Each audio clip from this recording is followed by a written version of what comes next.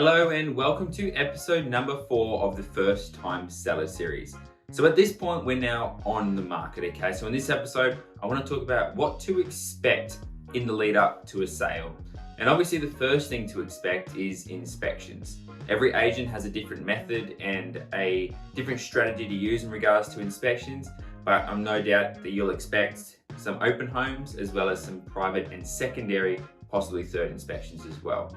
So open homes are a set time on a day of the week or a weekend that anyone that sees your property on realestate.com or domain or on Facebook is able to come to your property, sign in, give you details to the agent, have a look through your home.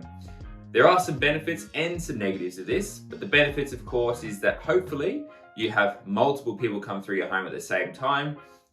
2 or 3 people out of say 20 or 30 people are interested in making an offer, but it looks like there's more than 2 or 3 people looking to make an offer, and usually it can cause some emotion to get involved when they're signing a contract and they'll increase their price.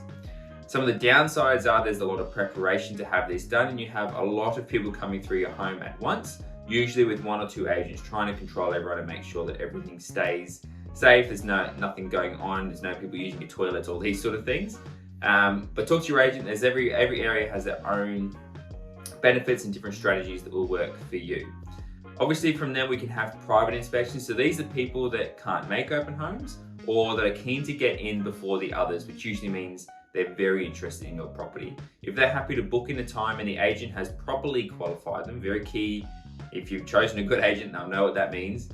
Properly qualified a buyer to come through during a private inspection, they're a very good chance of making an offer if it does 100% suit them after they've seen it.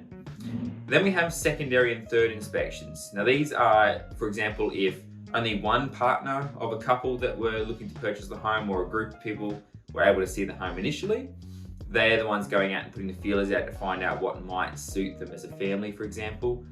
They might bring back their partner for a secondary private inspection just so that they can have all parties involved, and possibly if you're making it to a secondary inspection, you know that the person who initially went through the home really likes it, and now they're in the convincing stage before they make an offer. And then of course you've got third inspections, which is more of just like a finalization in their brains that 100% is the property that they want to own, or they might have missed something that they didn't think of, or you know, they're considering renovating and they just want to 100% make sure that it's going to suit their needs, all those sort of little things. So that's what you're going to expect. From that, you're going to expect communication from your agent.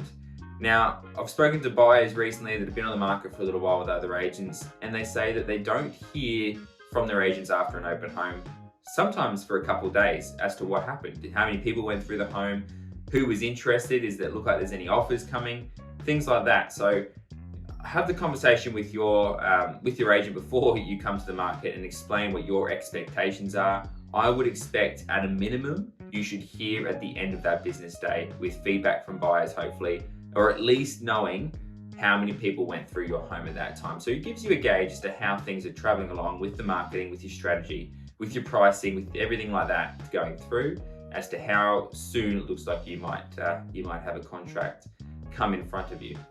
And that's the next step, is offers. So again, every agent is different in the way that they take offers. I personally will not take an offer without it being on a contract, simply because an offer not on a contract is like walking into a shop with monopoly money and saying I want to buy this, but it's not real. They're not serious at that point. If a buyer is making an offer on a formal contract, what that means is they're 100% serious about purchasing your home. They're not making 3 or 4 different offers on a property and hope that one person accepts. They're only looking at your home, because it's illegal to put down multiple contracts on a property if they only intend to buy one, okay? That's a very key point. Obviously every agent has their own strategy. Some of them take a letter of offer form and then later on they'll put it to contract and all these sort of things. I personally believe the strongest and best technique to close a buyer on your home is to put them straight to a contract, because if they're not comfortable doing that, they're not serious about your property. That's what to expect in the lead up to selling your home. The next episode we'll talk about contracts and terms, and then we'll talk about how to get ready for settlement and moving on from there. Thank you so much for watching. If you've liked what I've been doing, please hit subscribe, follow, comment, like, whatever you can do, and keep enjoying and keep an eye out for future content. Thanks guys. G'day, thanks so much for checking out this video. If you haven't already, go check out my content. Like, follow, subscribe, and comment. I'd love to talk with you. Thanks again.